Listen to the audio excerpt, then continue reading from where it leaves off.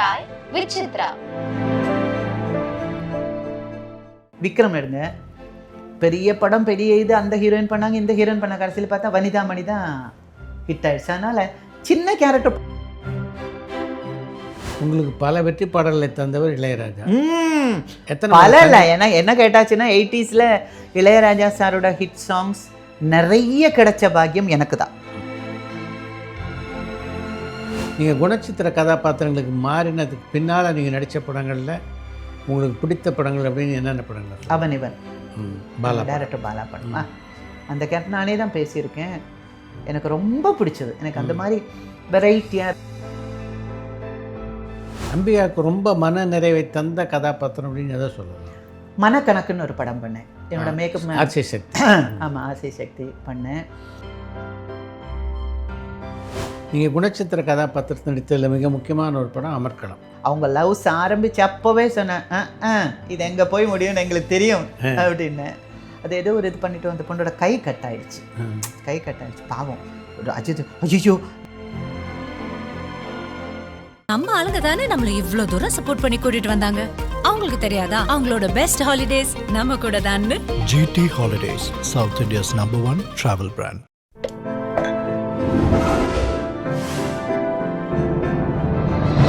Chai with Chitra.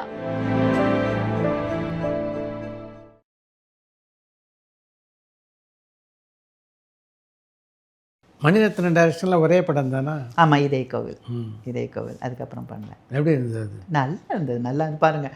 இதே கோவிலில் பெரிய ஹிட்டு படம் எல்லாம் பண்ணிட்டு பாருங்கள். இதே கடைசியில் பார்த்தா பண்ணது சின்ன கேரக்டர் தான், கடைசியில் என்னோட சாங் தான் அதில் பெரிய ஹிட்டு. நமக்கு அப்படி ஒரு லக் உண்டு. இப்போ பாருங்கள், இந்த படம் விக்ரம் எடுங்க, பெரிய படம் பெரிய இது, அந்த ஹீரோயின் பண்ணாங்க இந்த ஹீரோயின் பண்ண, கடைசியில் பார்த்தா வனிதா மணி தான் ஹிட் ஆயிடுச்சு. அதனால் சின்ன கேரக்டர் பண்ணும்போது அம்பிகை நேரில் வந்தால் உங்கள் படம், அதில் பாருங்கள் இந்த கடைசியில் நான் வந்துட்டு அதெல்லாம் என்ன சொல்கிறது, அது ஒரு லக், அவ்வளோதான். உங்களுக்கு பல வெற்றி பாடல்களை தந்தவர் இளையராஜா. எத்தனை பல இல்லை, ஏன்னா என்ன கேட்டாச்சுன்னா 80s இளையராஜா சாரோட ஹிட் சாங்ஸ் நிறைய கிடைச்ச பாக்கியம் எனக்கு தான். அந்த சார்ட்டில் அது கொஞ்சம் திமிராகவே சொல்லுவேன். எத்தனை பாடல்கள், எத்தனை பாட்டுகள், எத்தனை படங்கள். அதுவும் இல்லாமல் இன்னொன்று என்னென்னா, காக்கச்சட்டை எடுத்திங்கன்னா எல்லா சாங்ஸுமே ஹிட்டு.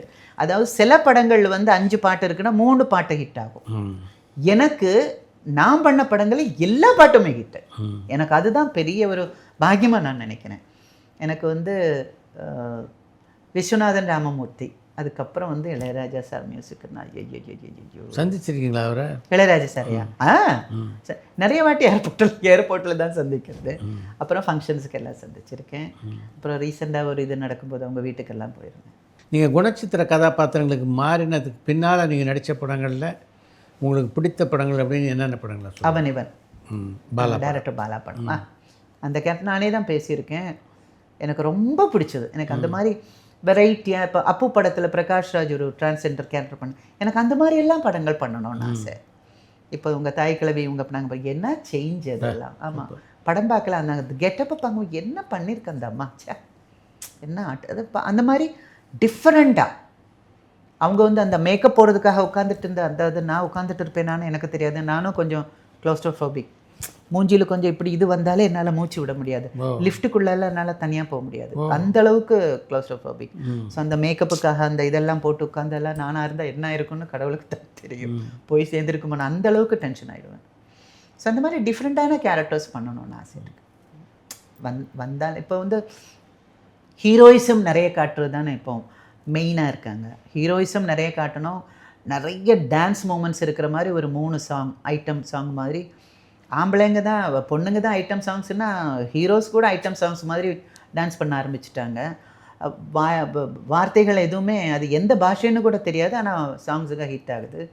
அப்படி இருக்கும்போது அந்த ஹீரோயிசம் காட்டுறதுல தான் இருக்காங்களே தவிர, ஒரு கிக்கில் ஒரு 25 பேர் அப்படி ஸ்லோ மோஷனில் பறந்து போகிறாங்க, அந்த மாதிரி காட்டுறது தான் இருக்கிறத தவிர ஸ்டோரி லைனுக்கெல்லாம் இப்போ கொஞ்சம் வேல்யூ கம்மியாகிட்டு இருக்குது.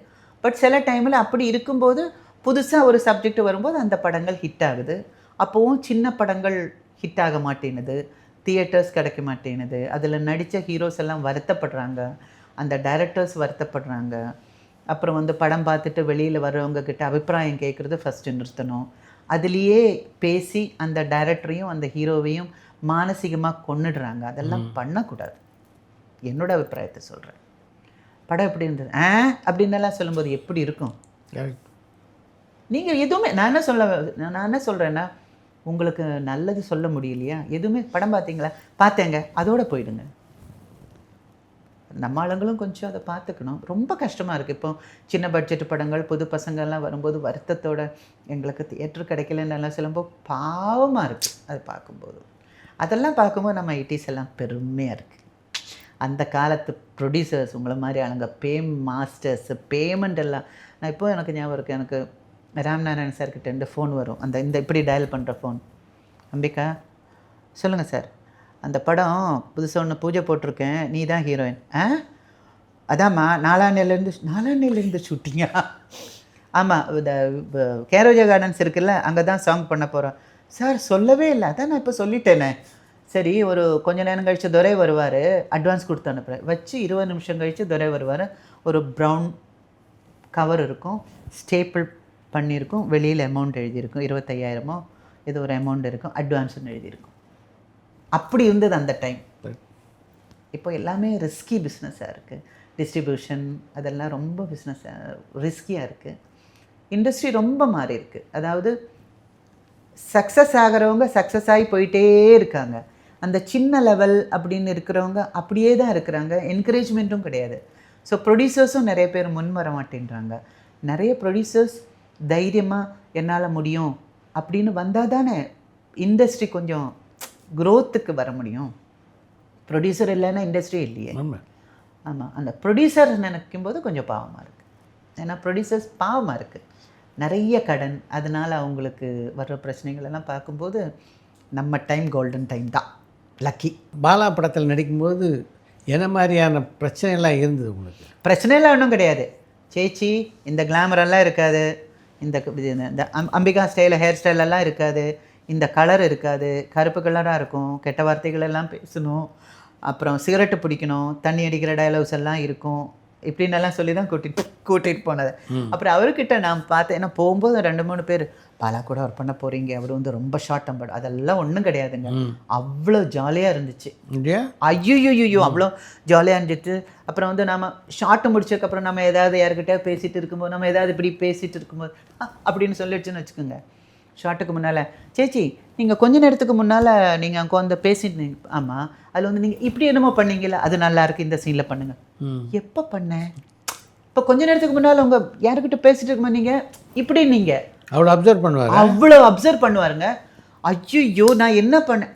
நீங்கள் அது பண்ணும்போது நீங்கள் உங்கள் தலையும் கையும் இப்படி பின்னால் போயிடுச்சு, அது நல்லா இருந்தது, இந்த சீனுக்கு பண்ணுங்கள். இப்போ நான் என்ன பண்ணேன் அப்படின்னு யோசனை பண்ணிவிட்டு ஒவ்வொரு ஆர்டிஸ்ட்டுங்களையும் அவங்க பாடி லாங்குவேஜ் அதெல்லாம் பயங்கரம். அந்த லுக்கு கொடுக்கறது கூட இப்படி கொடுத்தா கூட அது நல்லாயிருக்கு, நீங்கள் கொஞ்சம் நேரத்துக்கு முன்னால் நல்லாயிருக்கு, பண்ணுங்க. அவ்வளோ ஜாலியாக இருந்தது. ஒரு படம் தான் ஒர்க் பண்ண முடிஞ்சதேன்ற ஒரு வருத்தம் தான் இருக்குது. பாலா படத்துக்கெல்லாம் வந்து எப்போ கூப்பிட்டாலும் ரெடி அப்படின்ற மாதிரி போகலாம். ஷார்ட் டெம்பர் அதெல்லாம் சும்மா ஜாலியாக ஒர்க் பண்ணலாங்க. ஒரு ஆர்டிஸ்ட்கிட்ட இருந்து எப்படி என்ன அதெல்லாம் அவங்களுக்கு தெரியும். ரொம்ப ஜாலியாக இருந்தது. யாருமே எனக்கு தெரிஞ்சு அவங்கள பற்றி யாருமே கம்ப்ளைண்ட் சொல்லவே முடியாது, நான் சொல்லவும் மாட்டேன். பாலா எப்போ கூப்பிட்டாலும் ஒர்க் பண்ணுறதுக்கு ரெடியாக இருக்குது. சொல்லிவிடுவார், முதல்லே சொல்லிவிடுவாங்க. கருப்பு கலர் மேக்கப் இருக்கும், அதெல்லாம் சொல்லுவாங்க. அந்த மிதிக்கிற சீனு அதெல்லாம் சீனு வருமானா பாலா அதெல்லாம் கேட்டேன், பரவாயில்ல சேச்சி பேசுங்க, நல்லா தான் இருக்கும் அப்படின்னு. ஏன்னா ரொம்ப என்ஜாய் பண்ண ஒரு படம். இப்போவும் அதில் ஒரு டயலாக் ரொம்ப ஃபேமஸாக வைரலாக போயிட்டு இருக்கு. இப்போவும் ஆளுங்க வந்து அவன் இவனை பற்றி இந்த மாதிரி ஒரு ஏஜுக்கு வந்ததுக்கப்புறம் பேசணுன்னு அது எவ்வளோ பெரிய விஷயம். அது ஐம் வெரி ஹாப்பி தட் அந்த படம் பண்ணதில். பண்ணாமல் இருந்திருந்தால் பெரிய தப்பு பண்ண மாதிரி ஒரு ஃபீலாக இருந்திருக்கும். அந்தளவுக்கு ஐம் ஹாப்பி. அம்பிகாவுக்கு ரொம்ப மன நிறைவை தந்த கதாபாத்திரம் அப்படின்னு எதை சொல்லலாம்? மனக்கணக்குன்னு ஒரு படம் பண்ணேன். என்னோடய மேக்கப் ஆசை சக்தி.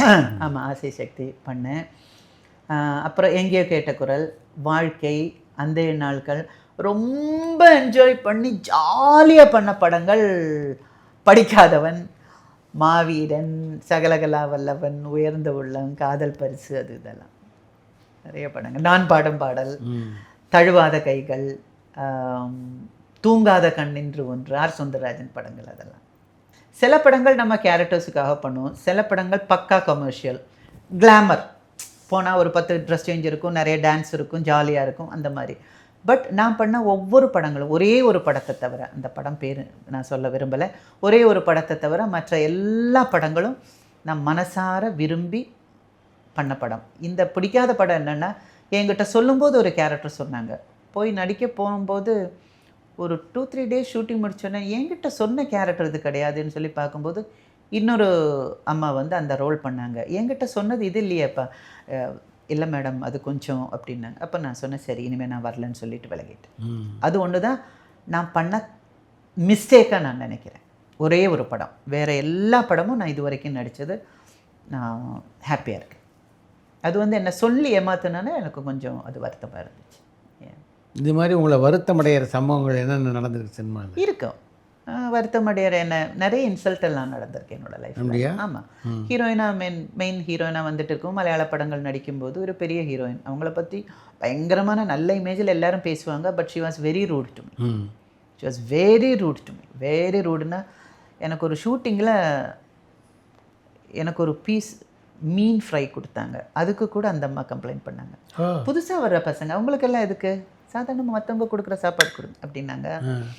அப்புறம் ஒரு அம்மா, அவங்க இப்போவும் இருக்காங்க, அவங்க வந்து அவங்க கூட ஒர்க் பண்ணிகிட்டு இருக்கும்போது மத்தியானம் சாப்பிடும்போது அந்த நடுவில் இப்படி இப்படி இப்படி ஃபோல்டு பண்ணி வைக்கிற டேபிள் போட்டு தானே சாப்பாடு. அப்போ அப்படி கொண்டு வந்து வச்சோன்னா அதில் நான் வந்து 2வது கேரக்டர் பண்ணுறேன். மெயின் கேரக்டர் அவங்க உட்காரதுக்கு no no no no no அங்கே போய் உட்காந்து சாப்பிடு அப்படின்னுச்சு. அந்த மாதிரியெல்லாம் நடந்திருக்கு. அப்புறம் வந்து ஒரு படம் ஒர்க் பண்ண போகும்போது அதில் ஒரு டைரக்டர் வந்து, உன்னோட மூக்கு ஃபேஸ் எல்லாம் அவ்வளோ நல்லா இல்லையம்மா, ஏன் நடிக்க வந்த டீச்சராக போயிருந்துருக்கலாமே நல்லன்னு கேட்டிருக்காங்க. அதெல்லாம் கேட்டிருக்காங்க. எனக்கு ஆல்ரெடி எனக்கு என் மூக்கு பிடிக்காது, இதில் வேறு இப்படி சொல்லுவேன். ஆல்ரெடி எனக்கு அப்பா மூக்கு அப்படியே கிடச்சிருக்கு, அழகான மூக்கு ராதாவுக்கு தான் கிடச்சிருக்கு. அம்மா என்னோடய பாட்டியோட மூக்கு அப்படியே இருக்கும். எனக்கு ஏற்கனவே என்னோடய மூக்கு பிடிக்காது. இதில் வேறு அந்த படம் நடிக்க போகும்போது அப்போ நான் சொன்னேன், சார் அவங்க வந்து என்னோடய கேரக்டர் வந்து இன்னொரு ஹீரோயின் ஒர்க் பண்ணணும்னு ஆசைப்பட்டாங்க. பட் எனக்கு ஆல்ரெடி கால் ஷீட்டு கொடுத்து அட்வான்ஸ் கொடுத்ததுனால நான் போக வேண்டியதாக போச்சு. பட் அவர் வந்து ஃபஸ்ட் டே போகும்போது எனக்கு சொன்னேன், எனக்கு ரொம்ப ஃபீல் ஆகிடுச்சு. அன்றைக்கி நான் ஷூட்டிங் முடிச்சு வரும்போது கொஞ்சம் அழுதேன். ஏன்னா ஆல்ரெடி எனக்கு என்னோடய மூக்கை பிடிக்காது. அது அப்பா கேட்டேன், എന്ത് പറ്റി அப்படின்னு. ഒന്നുമില്ല ഇങ്ങനെ പറഞ്ഞു. സാരമില്ല, ഈ പടം വെച്ച് ഒരു 100 പടം ചെയ്തില്ലേ, ഇനി ഇങ്ങനെ അങ്ങ് പോട്ടെ அப்படின்னு.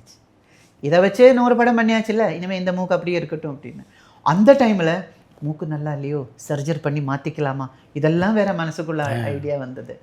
ஆமாம், இந்த மூக்கு எல்லாரும் தமிழ் ஆளுங்க பார்த்து இது பண்ணியாச்சு, பரவாயில்ல போகுது, இந்த அப்படியே இருக்கட்டும்னு இருக்குங்க. இன்சல்ட்டு, அப்புறம் வந்து ரெமோண்டேஷனில் பேசிட்டு அவ்வளோ அமௌண்ட்டு கொடுக்காம, இல்லை இவ்வளோ தான் சொல்லியிருக்கோம் அப்படின்னு சொல்லுது, அதெல்லாம் எல்லாரோட லைஃப்லேயும் நடந்திருக்கும்.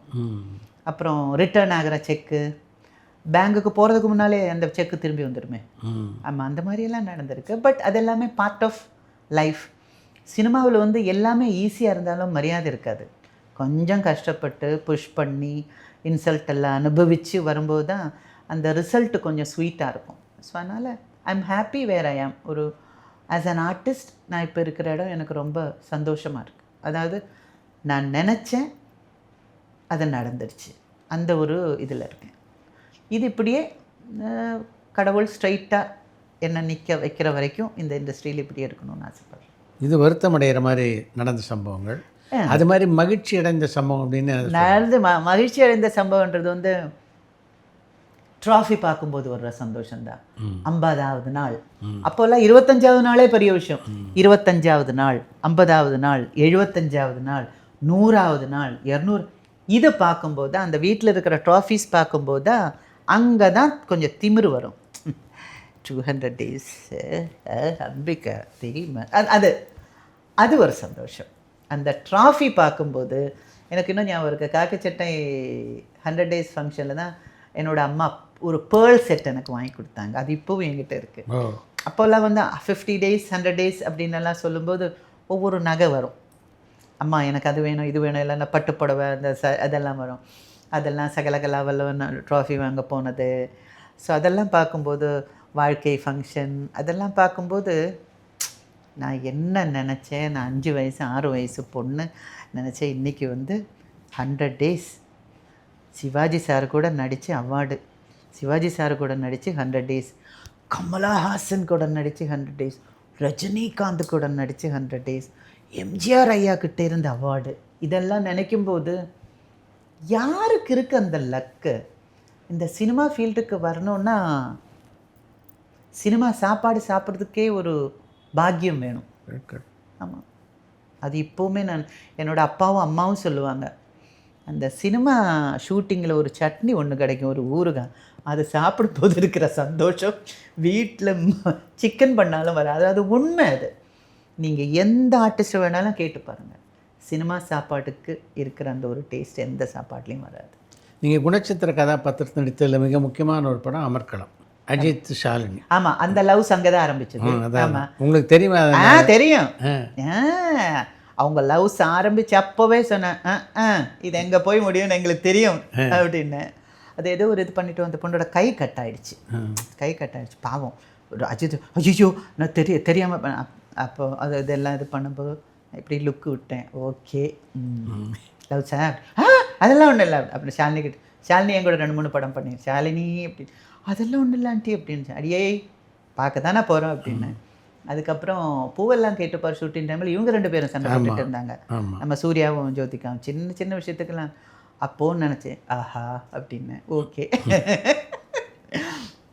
நைஸ். அவங்களெல்லாம் பார்க்கும்போது சந்தோஷமாக இருக்குது. பேசியிருக்கீங்களா அவங்ககிட்ட அந்த காதலை பற்றி? அதெல்லாம் சொல்லியிருக்கேன், நான் அப்போவே சொல்லியிருக்கேன், அவங்கக்கிட்ட சொல்லியிருக்கேன். நைஸ். அவங்க குழந்தைங்க அவங்களெல்லாம் பார்க்கும்போது, அவங்கெல்லாம் ஒன்றா இருக்கிறத பார்க்கும்போது ரொம்ப சந்தோஷமாக இருக்குது. அந்த ஜென்ரேஷனில் ஒர்க் பண்ணாதது விஜய் கூட மட்டும்தான், மற்ற எல்லாரும் கூடயும் ஒர்க் பண்ணிவிட்டேன். இப்போ வந்து சிவகார்த்திகேயன், விஜய் சேதுபதி அவங்கெல்லாம் இருக்குது. அவங்கெல்லாம் என்ன கூப்பிட்டதில்லை. மேபி நம்ம நடிப்பு பிடிக்கலையோ நம்ம கூப்பிடுவாங்க போகலாம். இப்போ இன்றைக்குள்ள கதாநாயகர்களில் இவங்களெல்லாம் அன்றைக்கி இருந்தால் இவங்களோட ஜோடியாக நடிச்சிருக்கலாமா அப்படின்னு நீங்கள் நினைக்கிற ஹீரோஸ் யார் யார்? இப்போ லேட்டஸ்ட் ஜென்ரேஷன் எதை சொல்கிறீங்க? இல்லை, அப்படி நான் சொல்ல மாட்டேன். நான் வந்து ஒரு 25 வருஷம் கழித்து நான் பிறந்திருக்கலாம், அப்போ எல்லாரும் கூடயும் நடிச்சிருப்பேன். இவங்க அங்கே வர்றதை விட நான் கொஞ்சம் ஒரு 30 வருஷம் லேட்டாக வந்திருந்தா எல்லா ஹீரோஸ் கூடயும் ஒர்க் பண்ணியிருப்பேன். பட் அப்போவும் அங்கே ஒரு சின்ன பிரச்சனை வருது. அந்த டைமில் எல்லாம் எப்படின்னா, ஒரு ஜோடி ஹிட் ஆகிடுச்சுன்னா, இப்போ கமலஹாசன், அம்பிகா எல்லா படங்களும் அவங்களே வரணும், டிஸ்ட்ரிபியூட்டர்ஸ் அவங்கள வந்து கமலஹாசன் ஜோடி அப்படி அவங்க மறுபடியும் வரணும்னு ஆசைப்படுவாங்க. இப்போ இருக்கிற ஹீரோஸ் வந்து ஒரு ஹீரோயின் கூட ஒர்க் பண்ணதுக்கப்புறம் அடுத்த படத்தில் வேறு ஹீரோயின் வேணும்னு ஆசைப்படுவாங்க. ஸோ அப்படி இருக்கும்போது அது ஒர்க் அவுட் ஆகுமான்னு தெரியாது. அதனால் எங்கள் 80s ஹீரோஸ் தான் நல்ல பசங்க. ஆமாம், இப்போ ஒரு 15 படம் 20 படம் வாய்ப்பே. ஸ்ரீபிரியாக்காவும் கமல் சார் எல்லாம் 25 படமும், ஸ்ரீதேவி அங்கே 25 படமும் அதெல்லாம் பண்ணியிருக்காங்க. இப்போல்லாம் அது இல்லையே. ஒரு படத்துக்கு அப்புறம் அது கஷ்டமாக இருக்குது. அதில் கொஞ்சம் பரமல்லாமல் இருந்தது வந்து சிம்ரானும் குஷ்புவும் தான் போல இருக்குது, கொஞ்சம் ரிப்பீட் ஆனது. ஆமாம். உங்களை பற்றி வந்த முதல் கிசு எது? சகலகலாவெல்லாம் முடித்த உடனே வந்துச்சு. ஆமாம், கட்டவண்டி நடிகை அப்படின்னு சொல்லி வந்துச்சு. அப்போ தான் ஓஹோ, தினத்தந்தி பேப்பரில் உள்ள ஒரு பேஜ் இருக்கும், அதில் இத்தினூண்டு ஒரு காலம். அதான் முதல் கிசுவா? ஆமாம், ஆமாம், முதல் கிசு. அது வேற தமிழ் முதல்ல கற்றுக்கிட்டு. ஏன்னா எம்ஜிஆர் ஐயா சொன்னாங்க, தினத்தந்தி பேப்பரில் ஃப்ரண்ட் பேஜ் இருக்கும்ல, இந்த பெரிய லெட்டர்ஸ், தமிழ்னு சொல்லி எல்லாம் இது பண்ண வேண்டியதில்லை, நீ அதை படிச்சுக்கிட்டே இருந்தாலே உனக்கு தமிழ் வார்த்தைகள். அதில் தான் தமிழ் கற்றுக்கிட்டது. என்னோட தமிழ் குரு ஆக்சுவலி படிக்கிறதுக்கு என்னோட குரு வந்து தினத்தந்தி பேப்பர். அதில் அந்த ஃபஸ்ட்டு கிசு அந்த உள்ள அப்படி பார்த்தேன், கட்டவண்டி நடிகையா யார் அது அப்படின்னு சொல்லும்போது அந்த ப்ராக்கெட்டில் ஓஹோ, அந்த கட்டவண்டி சாங் அதுதான் கட்டவண்டி நடிகை. அப்போல்லாம் ஆனால் அது ஃபஸ்ட்டு படிக்கும்போது கிசும்போது ரொம்ப வருத்தமாக இருந்துச்சு, அழுகையாக வந்துச்சு. அப்புறம் வந்து அவர் பாண்டியன் ஒருத்தர் இருப்பார், அதிவர பாண்டியன். ஆமாம், அவர் வந்து ஒரு வாட்டி லொக்கேஷனில் வரும்போது, ஏங்க இப்படியெல்லாம் எழுதுறீங்க, இதை பாரு பாப்பா, நல்லதோ கெட்டதோ நியூஸ் வந்துக்கிட்டே இருக்கணும், அப்போ தான் நீ லைனில் இருக்கிறதா அர்த்தம் அப்படின்னா. ஓஹோ, இதுக்கு இப்படி ஒரு மீனிங் இருக்கோ அப்படின்னு நினச்சேன். அதுக்கப்புறம் அப்படியே விட்டாச்சு. பட் இப்போ தான் அந்த ஜேர்னலிசம் வேறு மாதிரி போயிட்டுருக்கு, இஷ்டத்துக்கு பேசலாம் அப்படின்னு ஆகிப்போச்சு. அப்போல்லாம் வந்து ரொம்ப வருத்தப்பட வைக்காமல் கிசு அழகாகவும் கொஞ்சம் கிண்டலாகவும் இருந்தது. பட் இருந்தாலும் இன்சல்ட்டிங்காக இல்லை, ஊண்டிங்காக வல்கராக இல்லை. இப்போ கொஞ்சம் வல்கர் ஆகிடுச்சு. அது கொஞ்சம் கஷ்டமாக இருக்குது மனசுக்கு. எனக்குன்னு இல்லை, எல்லா ஹீரோஸுக்கும் ஹீரோயின்ஸுக்கும் சொல்கிறேன். அம்பிகாவுடைய வாழ்க்கையில் முதல் காதல் எப்போ? அதெல்லாம் சொல்ல முடியாது. இல்லை, அது நிறைவேறலை அப்படின்ட்டு வருத்தம் இருக்கா இப்போது? ஏங்க ஸ்கூலில் படிச்சுட்டு இருக்கும்போது வாத்தியாரை காதல் பண்ண அதெல்லாம் எப்படி சொல்லிட்டு இருக்க முடியுமா? அதனால தான் அது சொல்ல முடியாதுன்னு சொன்னது. காதலெல்லாம் இருந்திருக்கு. இல்லைன்னு சொன்னால் நீங்கள் காதலிச்சிருங்களான்னு யாராவது என்ன கேட்டால் உண்மை சொல்லணுமா பொய் சொல்லணுமான்னு கேட்கணும். பொய் சொல்லணும்னா யாரையுமே காதலிச்சதில்லை அப்படின்னு சொல்லணும். கேட்கும்போதே தெரியும் ஐ அப்படின்னா. அதான் அதனால தான் எனக்கு நான் ஒன்று நினச்சேன் அந்த அப்படின்னு ஒரு பாட்டு இருக்குல்ல, அது ரொம்ப பிடிக்கும். ஃபஸ்ட்டு கேட்ட லவ் சாங் அதுதான். அப்படியா? ஆமாம், அதனால் ரொம்ப பிடிக்கும் எனக்கு. 3 பாட்டுகள் என்னோடய லைஃப்பில் மறக்க முடியாத 3 பாட்டு. 1 நான் ஒன்று நினச்சேன் அந்த பாட்டு. 2 வந்து ஏதோ ஒரு பாட்டு என் காதலுக்கு அது என்னமோ தெரியல, அந்த பாட்டு கேட்டால் என் பசங்க ஞாபகம் ரொம்ப வரும். அப்புறம் ஊரை தெரிஞ்சுக்கிட்டேன் சாங் இருக்கு இல்லையா, அது வந்து என்னோடய லைஃபுன்றனால எனக்கு அந்த பாட்டு ரொம்ப பிடிக்கும். ஸோ இந்த 3 பாட்டு என்னோடய லைஃப்பில் எப்போவுமே மறக்க முடியாத ஒரு பாட்டுகளாக இருக்கும். இல்லை உங்கள் காதல் நிறைவேறலையன்ற வருத்தம் இருக்கான்னு கேட்குறேன். அதெல்லாம் ஒன்றும் கிடையாது. இன்ஃபேக்சுவேஷன்னு சொல்லுவாங்கள்ல, அந்த மாதிரி தான், விட வேண்டியதான்.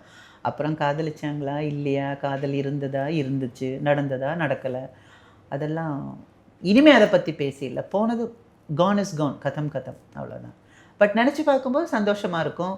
இப்போல்லாம் வந்து அதை பற்றியெல்லாம் யாராவது பேசி உங்களை கிண்டல் பண்ணுவாங்களா அப்படின்னு கேட்டால் கிண்டல் பண்ணால் பண்ணிட்டு போகிறாங்க அப்படின்னு ஆகிப்போச்சு.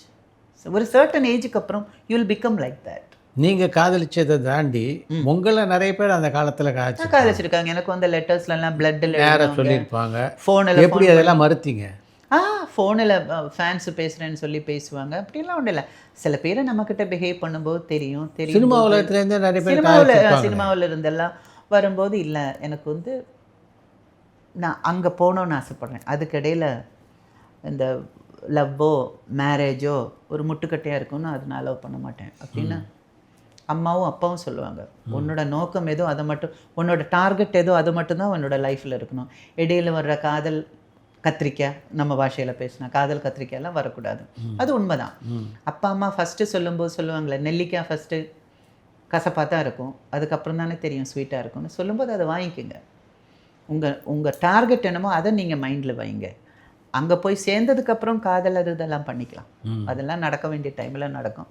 பட் அதுக்கிடையில் பிரேக் போடக்கூடாதுன்னு என்னோட அபிப்பிராயம். இப்போ இருக்கிற பசங்கக்கிட்ட என்னோட அபிப்பிராயம், அட்வைஸ் எல்லாம் கிடையாது, என்னோட அபிப்பிராயம். நான் வந்து ஏதோ ஒரு டிரைவரை கொலை பண்ணி பீஸாக கட் பண்ணி போட்டதா ஒரு நியூஸ் வந்தது. அப்போ வந்து ஏஆர்எஸ் ஸ்டுடியோ பற்றி கூட பல கான்ட்ரவர்சி வந்து இன்னமும் பேசிகிட்டு இருக்காங்க. எம்ஜிஆர் ஏதோ தானமாக அந்த ஸ்டுடியோ தானமாக கொடுத்த மாதிரி அது வந்து நம்ம உங்களுடைய மன வாழ்க்கை முறிவுக்கு வந்து சினிமா காரணமாக என்ன சொல்கிறது. இப்போ குறிப்பாக விஜயை பற்றி கூட, விஜயனுடைய பேச்சை பற்றி கூட நீங்கள் வந்து ஒரு கடுமையான விமர்சனத்தை வச்சுருக்கீங்க. அரசியலில் ஒரு பொசிஷனில் இருக்கிற சில பேரை பற்றி கொஞ்சம் கிண்டலாக பேசும்போது எனக்கு அது கொஞ்சம் ஃபீல் ஆகிடுச்சு. நீ அப்படி பேசுகிற பையன் இல்லையே. அரசியல் இறங்குற ஐடியா இருக்கா? இருக்கு. எப்போ? பரபரப்பான சினிமா செய்திகள், நட்சத்திரங்களின் பேட்டிகள், சினிமா வரலாறு ஆகியவற்றை பார்க்கவும் படிக்கவும் உங்களுக்கான இணையதளம் touringtalkies.co.